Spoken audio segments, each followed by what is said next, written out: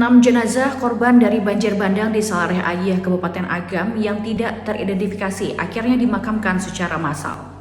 6 jenazah korban banjir bandang di Salareh Ayeh, Kecamatan Palembayan, Kabupaten Agam dimakamkan secara massal pada Rabu 7 Januari 2026. Prosesi pemakaman diawali dengan iring-iringan 6 jenazah menuju tempat pemakaman umum di Pemkab Agam di Kampung Baru, Sungai Jariang, Kecamatan Lubuk Basung. Sebelum dimakamkan, seluruh jenazah terlebih dahulu disolatkan di Masjid Agung Nurul Falah, Lubuk Basung. Solat jenazah dilaksanakan secara bersamaan dalam suasana khidmat dan juga penuh duka.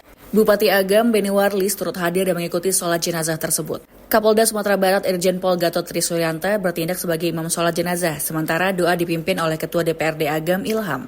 Kegiatan ini juga dihadiri Kapolres Agam, jajaran kepala OPD di lingkungan pemerintah Kabupaten Agam dan juga unsur TNI Polri serta masyarakat. PLT Kepala Bagian Protokol dan Komunikasi Pimpinan Seta Agam Eki Marlinda menyampaikan bahwa hingga saat ini ke-6 jenazah tersebut belum diketahui identitasnya.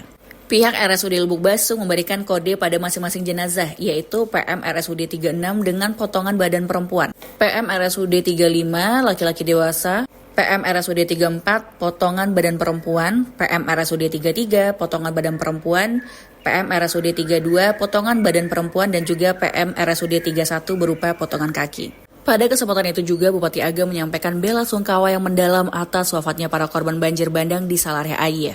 Beliau juga mendoakan agar seluruh korban mendapatkan tempat terbaik di sisi Allah SWT serta keluarga yang ditinggalkan diberikan ketabahan dan juga kekuatan dalam menghadapi musibah tersebut.